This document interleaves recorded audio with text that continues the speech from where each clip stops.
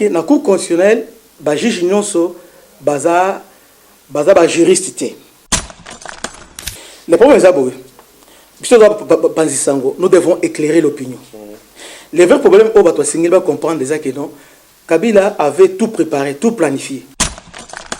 Il a piégé la République. Donc avant Kende, avant Alon au pouvoir, à verrouiller qui va certains coins.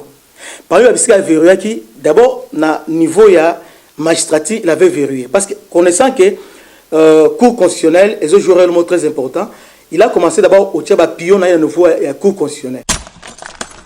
Dès à niveau armé, il s'est arrangé en sorte que non a placé Batounaï.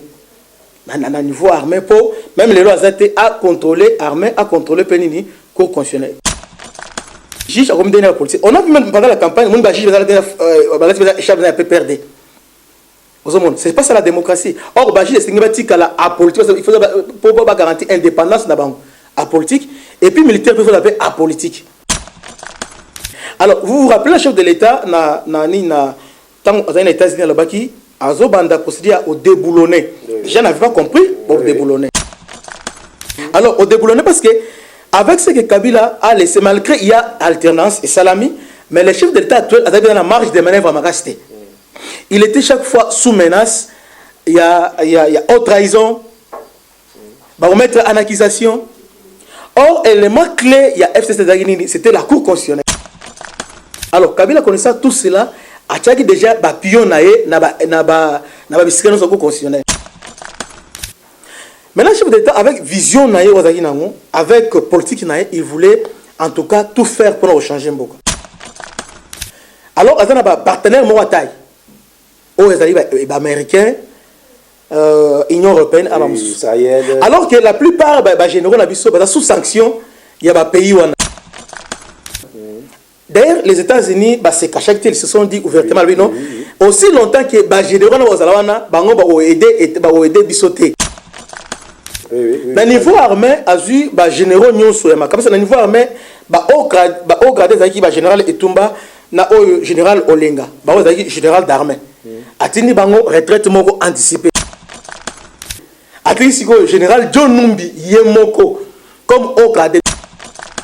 Nous avons la majorité. Toute la majorité non. C'est Bardon c'est bien depuis calme. Mais entre temps à est ils ont sombré. Mais les mêmes FCC, bazo existe au chef de l'État. Nous sommes envahis par 9 pays voisins. Mais entre temps bazo tigre champ libre à cela politique na niveau ya armée. Un message donc à nommer les généraux nyonso maintenant nomination à nommer bato kala bato sont neutre le bien mais un message à communiquer mais que non c'est moi le patron vous devez me donner toi obéir idée au sani alors c'est comme si quelque part va perdre maintenant mais la sécurité na niveau ANR la société na niveau ya ANR bazate na ministère intérieur dans le contrôle sur la sécurité dans la police bazate et puis na armée place batiragi dans la société.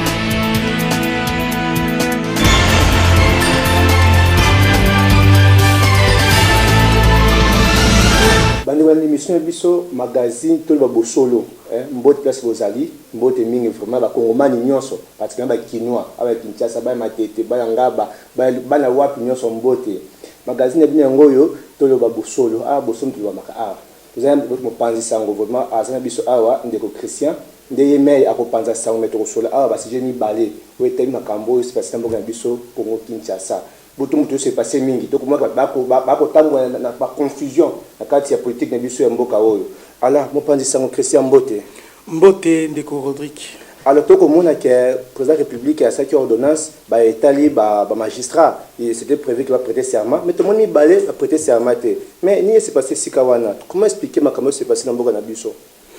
Merci beaucoup ndeko Rodrigue.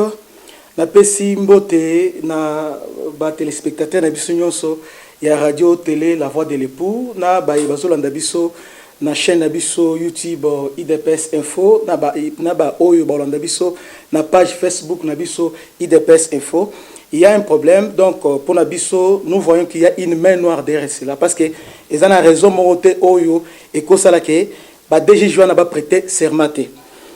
Mais il y a un problème. Le problème c'est quoi? Na ba raison oyo, il y a trois raisons oyo ba juge yaku ba ancien juge yaku constitutionnel ba avancé. Première raison, bah lobby que bango juge aza immovible à cause déplacé et à cause déplacé et puis bah appuyant lobby que non mandat na bango na cour constitutionnelle eza il y a 9 ans dengue constitution et pesi bango minwana. Mais elo bosani eza que même article on a 158 alinéa 3 et lobby yango bongo mais soko tel tina suka et lobby que mandat na cause la écourté na dengue ni. C'est-à-dire constitué un mandat il y a 9 ans. Il y a un mandat 9 ans. Mais ce qu'on a mandat 9 ans, on a et cause à la écourté, parce que chaque 3 ans, renouvellement, il y a cours constitutionnel par tiers. Donc, chaque 3 ans, il faut 3 personnes, balongwa, 3 moussos à la ligne de Bakota. Vous voyez? Donc, par là, déjà, au moins, il y a 9 ans, un mandat, donc 3 ans, on s'appelle 3 ans à la paix au long. Vous voyez? Depuis installant, ça fait maintenant, je crois, 6 ans, mais tirage au sort et salamananté. C'est-à-dire, on peut constater qu'il y a dans l'irrégularité.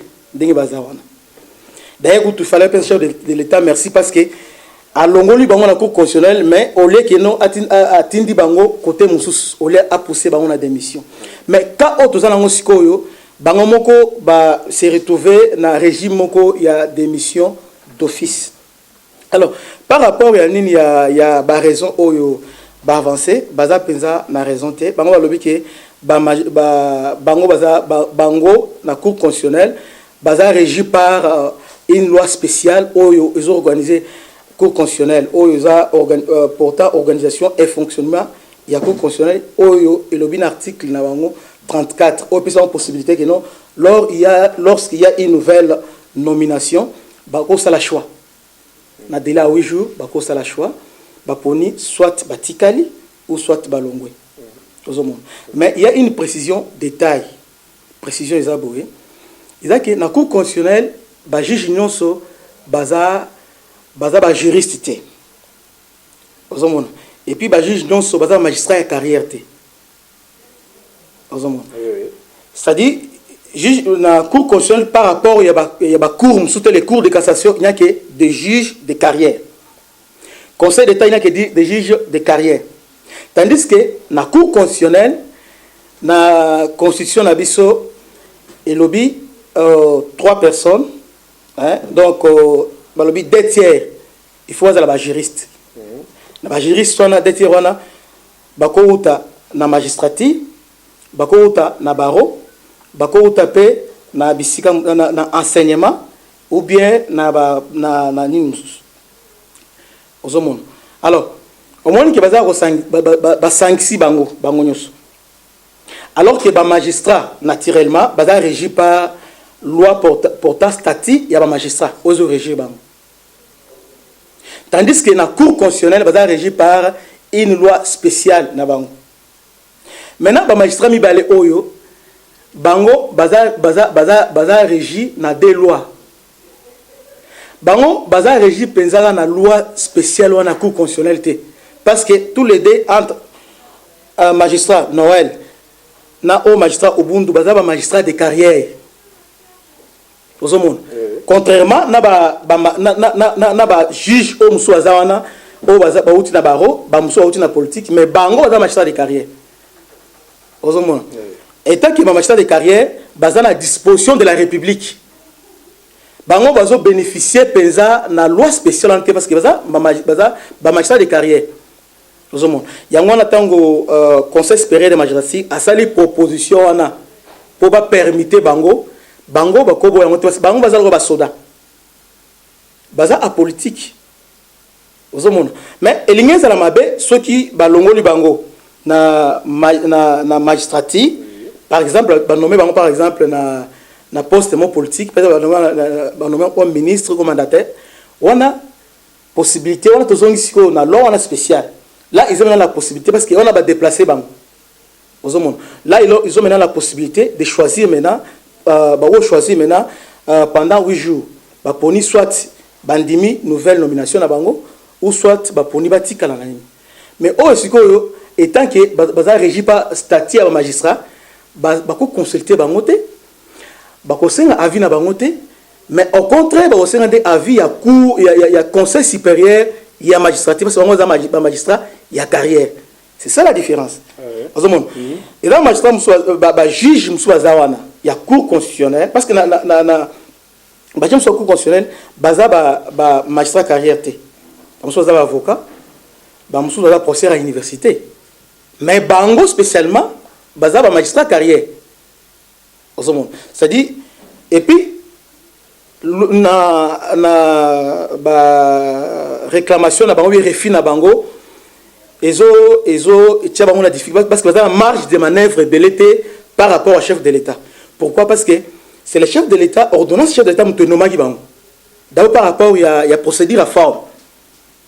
Ils ont été nommés par l'ordonnance présidentielle.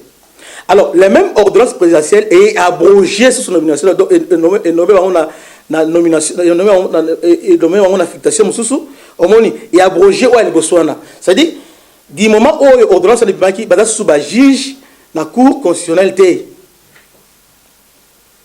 La cour constitutionnelle. Parce que l'ordonnance est abrogée déjà, l'ordonnance est déjà.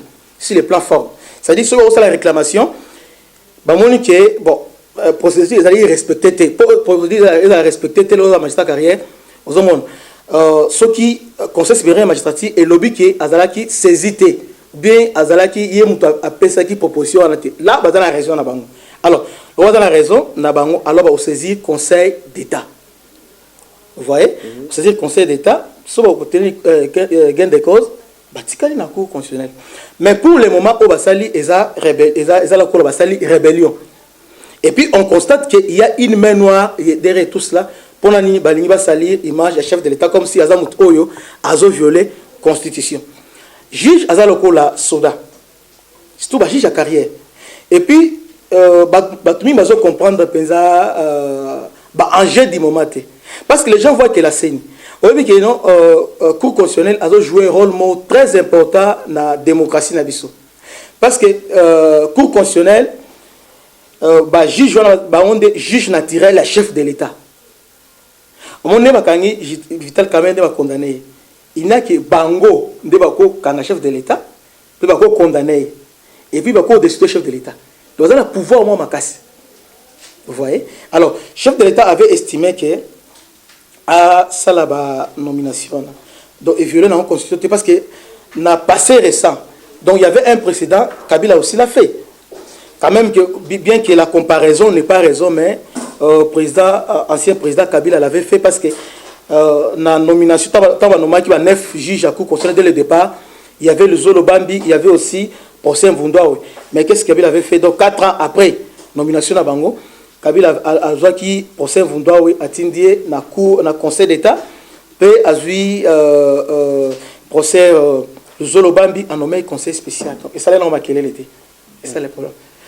Alors, comment on va une question? C'est besoin de question ici quand nous sommes basés. Pourquoi nous sommes président Fatih Sala et poser problème?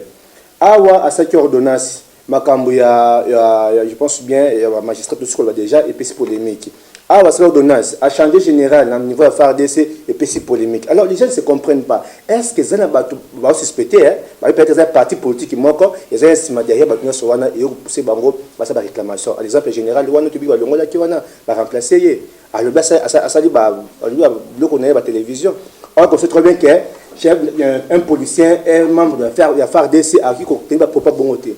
Par là, vous comprenez, tout l'ordonnance et sa confusion, ça. Le problème est que nous devons éclairer l'opinion. Le vrai problème, c'est qu'on comprendre déjà que non, Kabila avait tout préparé, tout planifié. Il a piégé la République. Donc avant Kende, avant Alon au pouvoir, à verrouiller qui va certains coins.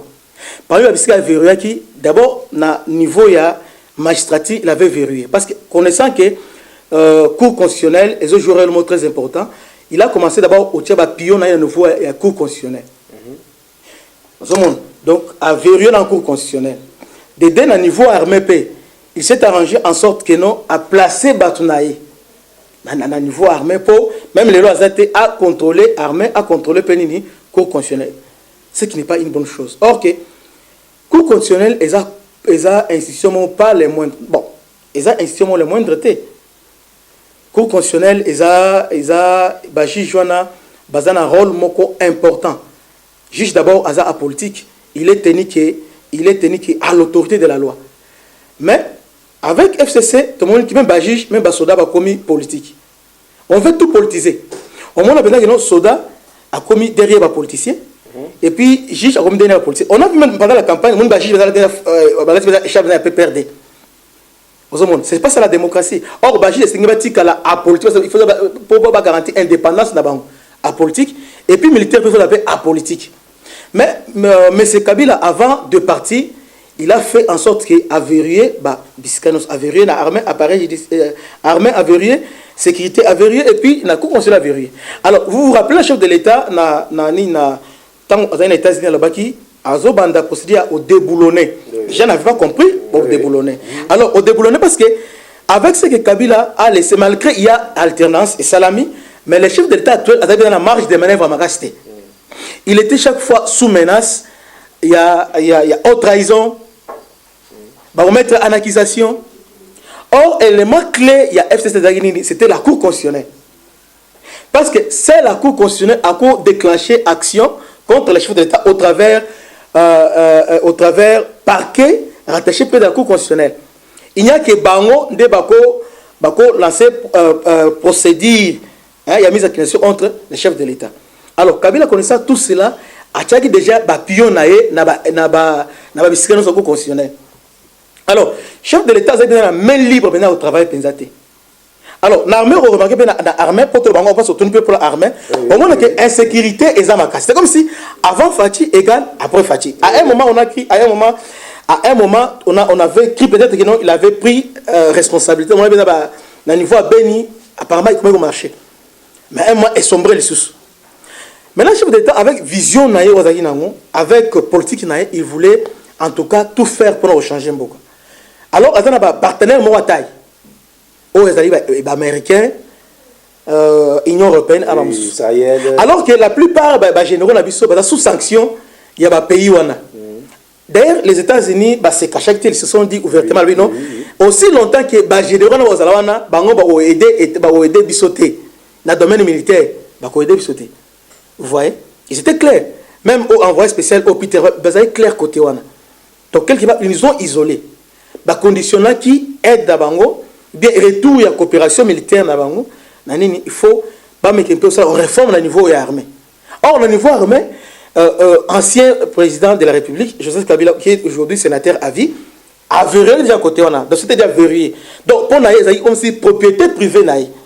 Alors, je peux même aller plus loin. Le niveau armé a vu généraux Nyonso Yama. Comme ça, le niveau armé, au grade, c'est général Etumba, général Olenga, général d'armée. Atini bango retraite moko anticipée.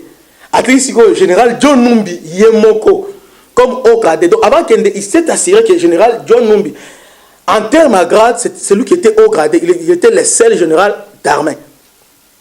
Même le chef d'état-major général, lieutenant général, général Mbala, qui était chef d'état-major général, lieutenant général. Maintenant, général John Numbi, il y a général d'armée, alors que l'inspecteur général, il y a phare de série. Maintenant, quand le chef de l'État est venu, la première des choses qu'il a fait, il a Assali, qu'est-ce qu'il a fait? Parce que les gens croient que général Mbala, ordonnant sa nomination à Eza Kabila. Oui, c'est Kabila qui l'avait nommé. Mais pour le moment, tant que Félix Aye, avec sous ordonnance Moussoussou, à Salinini, à Matissi, général Mbala, à Mathieu Grade, a commis général d'armée. Et puis, a confirmé chef d'état-major. Donc, fonction, on doit s'y mettre la minute Oyo, chef de l'état actuel, on doit se le conférer, on doit payer Yango. On doit reconduire. Vous voyez? Mais malgré ça, dans l'armée, c'est comme si on a béni. Au moins, il y a une infiltration, ils ont cassé. Rien ne marche. Maintenant, comme nous sommes en coalition, comme Félix qui est le chef de l'État en coalition avec FCC pour la FCC nous sommes même mise en place au niveau armé il faut se concerter. Or armée est politique. Armée normalement chef de l'État étant que garant il y a intégrité territoriale il y a un hôtel habité comme est des hommes marché bien front la générale na place on na mais Kabila avait un côté on donc on a et Sengeli bavanda FCC cash bavandi batali que non il est après si va généraux bon simba donc c'est dit abela na sala qui hein donc après si Félix président Félix bon awa eza awa simbate bon yo awa simba awa mais awa eza vérité avec ça au moins que les mêmes causes produisent les mêmes effets. Oui. Avec ça, il y a réussi parce que les mêmes militaires,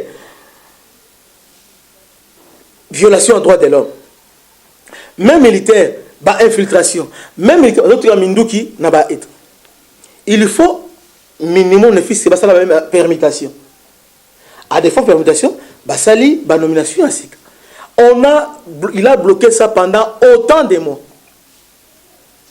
Avant de bloquer pour l'année, nous avons la majorité. Toute la majorité, non, c'est depuis calme. Mais entre-temps, ils sont sombrés.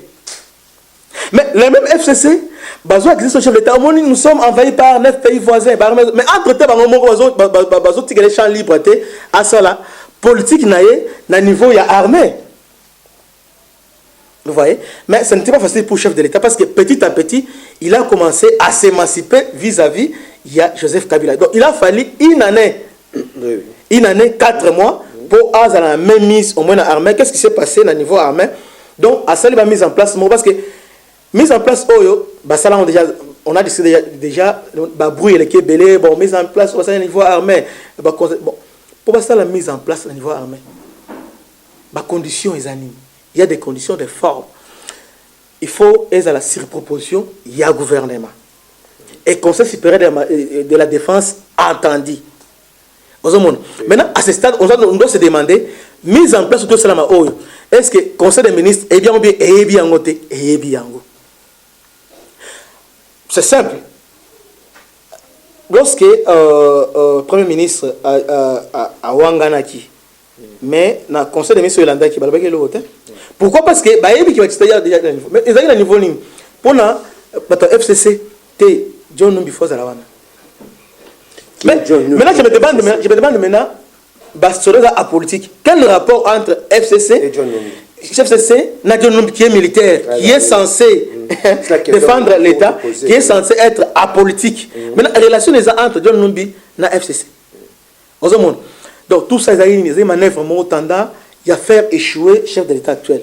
Mais il faut quand même qu'on félicite le chef d'État actuel. Ils ont flatté, ils ont dialogué, ils ont parce que les gens disaient que non, mon étiquette, mais il y a tout ça là, ils ont coup de maître. Donc, ça les lignes à pamba. Mais tout ça là, donc, ça les pensa et l'eau mon gros non de monter. Parce que, parce qu'on a FC Gang. Maintenant, FC mon co azana minuté. Parce que FCC garde fou dans un niveau armé. Oh, ils ont chaboté.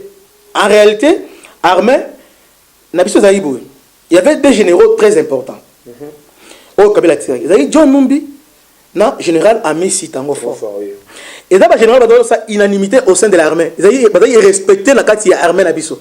Des généraux. Mais John Numbi, inspecteur général, il y a une autorité par rapport à lui. Il y a une pire petite général, il y a un belé. Au moins, je peux appeler si ordre boé, au moins l'exécution, au moins, il y a un belé. Alors, chef de l'État, il y a un champ libre. Alors, la mise en place, il y a un John Numbi a écarté l'inspectorat. Maintenant, ceux qui ont écarté, pour les reconduire à Messi, armée et la politique armée et la entreprise yo longo IDPS yo intelligent armée et la mboka donc armée ba généraux tout le monde les ba généraux Kabila et ça c'est pas ba généraux Kabila té et ça ba généraux mboka et ba généraux ba généraux Etumba Kabila kuta bango ba généraux belé ba amisi ba généraux efo Kabila kuta bango donc ba généraux mboka mais est-ce que ça sera en sorte que ba comme si ba militant naé ba partisan na. Or et ça il est cause à la bonne côté et cause à la paix bonne côté. Tu vois? Maintenant qu'est-ce que chef de l'État a sali politique ni? Na des généraux c'est comme si pour akabola ba on bien azuka kanan oyo amisi atie na inspection. Parce que là tu armé amisi za bela batunaye. Nous peut na batunaye. Maintenant tant on sali bongo directement la armée or qui soit là on la on se imbalé. FC za makelele. Na nouveau katanga on sala insécurité presque partout. À niveau il y a Kivu. Na itu contre le mboka za na insécurité, fragilité za makasi. Alors, ce que l'on va o bangona bata batu moko waza ba pimo, kabela tanga pamba baza pimo très important. Il y a un chef de l'État là vraiment c'est la main du maître. Qu'est-ce qu'il a fait? Azui ka bangon balé parce que bangon balé bazaki na mutu moko. Akavoli bangon azui oyo à promouvoir à commissaire azali l'État à commissaire général d'armée. A nommé inspecteur général. Maintenant au sein de FRDC, maintenant bah sous même moralité parce que ce que l'on va se balé, bango balinga qui ba se liguer avant na sous sala ba sala en sorte que ba rameke na mbutu. Maintenant à saline azu oyo atindie na alongola na opération parce que inspection d'opération c'est administration. Alongola na terrain, alors sur le terrain té alongola kuna atindie na administration ozomona. Maintenant niveau armé, il pas dans ba bango ba sepeli. Kotoyo, moi c'est là sur ma kelene makasi exacté. Vous voyez? Donc là, c'était vraiment bien calculé, bien pensé. Donc à calculer les malades. Mais mise en place oyo, ils ont fait en soité. Parce que au talibien denga saliango a changé plein de grand chose. Mais sauf que ils ont un message pour leur dire que pour le moment c'est moi qui a la commande. Donc à partir d'aujourd'hui, nous avons la clé. Donc on a quoi l'ongolayo, on a quoi chapé moussous. Les preuves est que John Numbi qui était 4 étoiles, n'a tché na garage. Donc il y a personne qui m'a na kosala. Donc il n'a pas fait grand chose. Mais sauf que c'était un message. Donc à nommer les généraux nyonso. Maintenant nomination à nommer bato kala bato sont neutre le biona. Mais il a un message à communiquer mais c'est que non, c'est moi le patron. Vous devez me donner toi obéir idée au sani. Alors, c'est comme si quelque part va perdre maintenant mais la sécurité na niveau ANR la société. Na niveau ya ANR bazate na ministère intérieur hein bazana contrôle sur la sécurité dans la police bazate et puis na armée place batiraki baza société ya on va ça sur makele mais il y a ça la sikoyo ba osala ngo sikoyo le soza gini ba so makele violation de la constitution mais depuis bani makele na osoma ba so ba ilo wana te d'accord parce que na ba nomination na il n'y a pas eu violation de la constitution il n'y a pas eu violation de la constitution ndenge bozo na biso aba awe zali très ba bosolo ato ba bosolo bino boza enda kuna mbote na bino kuna manzalemba kuna livulu na jaga wapi na ngaba na matonge place bozali aya to ba bosolo makote aza pour bato parti politique makote to bela awa to bela en général to ça analyse générale alors libala FCC na cash ekosuka ndenge nini contradiction za makasi papa ya mama bazoyo kanate papa ko sele ko mama bike bongo te mama ko sele ko bi bongo te alors ba kosuka wapi. Merci pour na mutuna wana esengeli ba ndeko nyonso ba yeba eloko wana. D'abord, nous sommes piégés d'abord par nous n'avons pas dans l'ensemble nous n'avons pas une culture politique avérée. Et puis tout ça pensa culture la culture à partage pensa à pouvoir pensater. Vous voyez? Donc mariage de le départ déjà, ils ont mariage contre nature FCC cash. Pour remarquer, nous sommes régis constitution d'ambition il y a 2018 ils ont consacré régime semi-parlementaire. C'est-à-dire le pouvoir est partagé entre le chef de l'État et le Premier ministre. Mais à la différence, il y a un régime parlementaire Oyo, ils ont vraiment parlement au top. Alors le parlement est pour le Premier ministre, alors c'est le Premier ministre qui fait tout. Alors le chef de l'État a réduit comme si il y a protocolaire. Donc il y a pour signer l'ordonnance. Oyo, il y a vie bon signer donc il y a arbitre on a un régime parlementaire. Mais nous sommes dans un régime semi-parlementaire. C'est-à-dire une dame il y a un régime présidentiel, une dame il y a un régime parlementaire, bazu avantage bazu basangisi. Un régime où il y a un régime où il y a une culture démocratique élevée. Tandis que au niveau Sénat parce que biso congolais régime par exemple c'est un régime présidentiel. Or c'est mal comprendre un régime la biso o ezani. Mutu oyo c'est lui qui dirige en réalité c'est le premier ministre. Mutu a la responsabilité c'est le premier ministre.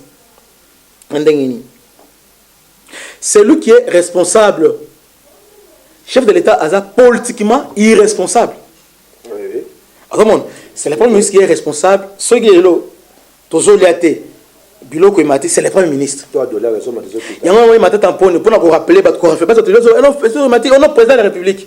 Non, tout ce qu'il m'a dit, c'est le Premier ministre. Au moment où il m'a tamponné, chaque semaine, c'est la troïka. Troïka stratégique. Donc, cette stratégie, pour stabiliser mon monnaie. Or, au jour d'aujourd'hui, la coalition, au moment où FCC, dans la primatie, dans le ministère des Finances, et puis jusque-là, mise en place au niveau, il y a Banque centrale de Salamité. Kabila a la confiance de Basile. Alors, et le seul ça, ce n'est pas le premier Félix, c'est le premier là. Et puis, coalition Ezani. Coalition Ezani, coalition Abisso, est-ce que coalition Abisso est président à quoi travailler sans majorité? Je crois que non. Non. Parce qu'il y a des possibilités. Président a la majorité concordante. Surtout concordante, c'est l'anime. Président a la majorité présidentielle. On peut permettre que élire. Dédé a la majorité parlementaire. On peut permettre à gouverner. Parce que ce n'est pas le chef d'État qui doit gouverner. C'est le gouvernement dirigé par le Premier ministre. Alors, maintenant, ce chef d'État a la majorité concordante, c'est-à-dire majorité présidentielle, les autres considèrent avec majorité parlementaire. Là, ils ont facilité belé. Là, maintenant, vision en Zanango, ils ont coulé facilement. On a Premier ministre, ils ont existé facilement vision. Alors, là, il n'y a pas de blocage. Là, nous sommes comme là, je peux encore aller plus loin. Là, nous sommes comme si nous sommes dans un régime présidentiel. On comprend? Là, nous sommes carrément dans un régime présidentiel. Donc, il fait tout. Donc, à cause de même la nomination, même Kabila. Il y a la nomination de Belé, Bando Salama. Et Salami Kaka, il a Salika, le Premier ministre, a été encaissé. Bon, méthode n'a pas été mal empesée, mais c'était comme ça. Maintenant, dans le cas où, les cas où tout ça, c'est que le président a la majorité présidentielle, mais il n'a pas la majorité parlementaire. Il y a maintenant deux possibilités qui dégagent. Soit cohabitation, soit à dissoudre le Parlement. Maintenant, il y a maintenant entre cohabitation et dissolution, il y a une solution intermédiaire. C'est-à-dire que le président a qu'à négocier majorité. À quoi négocier majorité, c'est-à-dire à sa coalition. Coalition, le terme facile les années. La coalition, c'est-à-dire, quand on fait coalition, c'est-à-dire président là sur la majorité. Majorité, coalition, et Sengeli, et ça la vision, il y a chef de l'État. Parce que le chef de l'État, il est redevable devant le peuple. Après 5 ans, il a aucun redevable, il a eu ce peuple ligne. Il y a un personnellement, ça m'engage que moi, mais sur le plan scientifique, je crois que c'est prouvable. Dès lors que le chef de l'État a élu au suffrage universel, il est devant un peuple. Donc il faut dire déjà que non, cohabitation. Parce que la cohabitation, c'est que non, le FCC a géré Nyonso. Il gère tout. L'entreprise publique, le ministère, Nyonso gère ça et le côté. Celle affaires étrangères, vous collaborer en affaires étrangères, celle l'armée, le ministère intérieur, domaine à collaboration pour collaborer. Mais on va gérer Nyonso. Maintenant, si on va gérer Nyonso, il y a besoin de la malamité. Maintenant, à la fin, on est Congolais Nini. C'est pourquoi le chef d'État avait jugé qu'il y a une coalition. Or, coalition, c'est un dialogue de sourds. Coalition est abouée. Coalition et Sengele est là. Il faut harmoniser entre des personnes. Il y a des personnes clés. Il y a le chef de l'État et il y a le Premier ministre. Chef de l'État, chef à majorité. Premier ministre comme chef à majorité parlementaire. C'est ça. Il n'y a pas une troisième personne. Vous comprenez? C'est comme ça. Maintenant, il y a un régime où on va cultiver. Là, maintenant, chef d'État, dans la nomination, tout ça, harmoniser. Mais chez nous, ce n'est pas le cas. Chez nous, il y a une troisième personne qui s'invite, qui s'appelle autorité morale. Maintenant, il y a maintenant une troisième personne qui s'invite, qui s'appelle autorité morale. Maintenant, il y a maintenant 3 personnes. Donc, en réalité, depuis que Félix a commencé, véritable Premier ministre, ce n'est pas Iloukamba, mais c'est Kabila qui est le Premier ministre. C'est pour... Non, le boy, attends, Kabila, Nathan Kabila, ils ont raté. Kabila, le régime à continuité. Kabila, jusque-là, c'est Kabila qui est là, il est au pouvoir. Kabila détient 70%, il y a pouvoir, les lots. Baza majorité, dans le Parlement, Bango dans le Premier ministre, dans l'Assemblée provinciale, et ça Bango. Vous voyez? Donc, Bango, Kabila, Félix annonce une nomination. Oh non, donc ça donne l'impression comme si la décision au Sénégal est dans le cadre de l'institution et en dehors de l'institution. Pourquoi? Parce qu'il y a un capricier, il y a une troisième personne qui s'invite. Or, du moment où Apoponaki Ilunga est représentant du Parlement, donc il est représentant de la majorité à niveau gouvernement. Donc, nous sommes là. Il faut faire confiance. Il y a un chef de l'État. Mais comme ce qu'on dit, et Sengeli, avant sa nomination, avant de signer, il fait un signer à mort des autres Libanda. Tu signer le Guanate. Maintenant, c'est le Guanate, il faut pas Koutana. Maintenant, il faut expliquer on est. C'est pour la raison que nous ne sommes pas civilisés. Et puis, Kabila ne se gêne pas, il était président, maintenant, Azo gêné son prédécesseur. Il ne se gêne même pas. Parce qu'aujourd'hui, dans un régime où les gens disent par mes connaissances que nous avons un régime. Non, il y a un régime, il y a Kabila, il y a Félix. Vous comprenez? Il y a un régime, d'ailleurs, Kabila a la majorité dans un régime où tout ce qu'il faisait, mais gloire à Dieu parce que Félix commence à s'émanciper. Mais il y a un contrôle armé, il y a un contrôle, il y a un cours constitutionnel parce que les gens ont tombé dans le régime de démission d'office. Donc, il y a des difficultés dans ma casse. Donc, à comme la cour constitutionnelle, à comme une armée. Maintenant, il est maintenant vraiment émancipé. Maintenant, à cause de ça, maintenant, il y a ceux qui vont revoir maintenant la coalition à Bango, on se parler sincèrement, au moment que maintenant, il y aura maintenant respect. Ils ont mis en accusation, ils ont oublié ça. Parce que, ils ont la cour constitutionnelle. Vous voyez? Donc, il y a un moyen de pression sur le chef de l'État et quoi. Donc, le chef de l'État a déverrouillé la clé au Kabila Tchaki, jusque-là, à 70%, à déverrouiller. D'accord. Comme déjà, presque un sous-cas, j'ai déjà signé. Il y a un capacité, matiti. AFC cache la zone, il y a un capacité, population. A souffrir, il mati. Ils ont changé, collier comme n'a pas si. Alors, votre solution, j'ai pas beaucoup favorité. Courage de la jeunesse va débrouiller. Courage de la jeunesse va débrouiller. Alors, vous pensez ça, comme na souka mingi, parce que déjà sin awa. Contradiction partout. Présidence climatique. Contradiction partout. Bon, sa président. Nous de retenir ce qui s'est passé dans le temps où la crise où s'est passé biso awa na Congo. C'est simple. Kabila doit s'effacer. Crise n'a pas Kabila parce que Kabila s'est invité dans le débat. C'est simple. Pourquoi nous cherchons ailleurs? Kabila dans l'opinion, à médiatiser l'opinion. On a Kabila Kenda. Kabila Kenda, donc cette crise, c'est parce que Kabila est là. Kabila, s'il était élégant, quand ils ont fait la remise et reprise, et Sengeli a Kenya Europé maintenant, non? Atikeli, Félix a travaillé calmement. Mais aussi longtemps Kabila, il y aura toujours des crises. Crise en crise. Parce que, j'ai dit à ça, selon vision de l'habité, Kabila a le pouvoir. À ce pouvoir, il avait encore, c'était 29 ans. 29 ans. C'est-à-dire, à Koli Penza, à Komi Mkolo, en plein pouvoir. Donc, à pour pouvoir, c'est comme si ils ont hérédité. Donc, le Congo, ils ont héritage à Papa Bango. Et effectivement, le rôle de Papa Bango, il a le pouvoir. Donc, pour ils ont bord privé à famille là-bas. Alors, il s'est considéré comme si ils ont maître d'orchestre. À Kovandabo, à Beyi Oyo, à Yoyaka, Salabo, à Beyi Oyo, Salabo. Maintenant, du moment où yo obimi la vision na yale mbalamoko il y a crise. Donc il y a crise seulement quand ce qu'on appelle crise au Congo et zanini. Ce qu'on obimi la vision à Kabila. Ça s'appelle crise. Mais en réalité c'est crise. Lorsqu'il y a coalition, il y a une seule autorité morale. Il y a une seule personne qui est censée gérer cette coalition. C'est le chef de l'État. Maintenant, interlocuteur na niveau il y a un partenaire là-bas, c'est le Premier ministre qui est le chef du gouvernement. Maintenant, le comble, c'est que troisième personne à s'inviter qui s'appelle Kabila. Bon, même ça, parce que là, ils ont un cadre nini.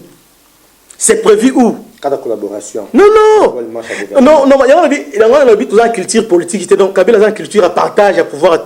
Donc, il n'a pas compris, il avait déjà perdu les pouvoirs. Vous voyez? Donc, pour il va piéger, à placer Batouni, à placer Batouni, pour continuer à régner, malgré ça, pouvoir continuer à régner. Mais ce qui est bonne nouvelle, c'est que la Cour conseil va déverrouiller. L'armée va déverrouiller. La ANER va déverrouiller. Partout va déverrouiller. Tel est le salamité qui est le salam dernièrement. Comment Moutoyo a travaillé dans ANER? Oh, l'État congolais a fait Sambon à former. L'État congolais a fait Sambon pour former. Donc, à la réserve, il y a l'État. Parce que même quelqu'un a longué, mais à tout moment, l'État a combien pas consulté. Pendant le Cambodge, consulté. Dans le Moussou, Babou Marabango, ou soit Basiré Bango. Donc, à quoi maté, pas maté. Mais là, ce que Mouton a ce que l'élo a commis politique, dans une foulard. Et puis, pendant qu'il y a des foulards, on a toujours en air. Elle a dit foulard peut perdre s'afficher. Est-ce que vous avez le niveau de Hoken? Et puis, non seulement ça, un général qui fait des déclarations, je ne suis pas. Conduit président RR. Conduit président RR. Donc, tout ça, c'est un FCC. À part ça, Azo, ça, c'est le tribalisme, Makassi. Aujourd'hui, le tribalisme, aujourd'hui, ils ont armes dans le Vatican.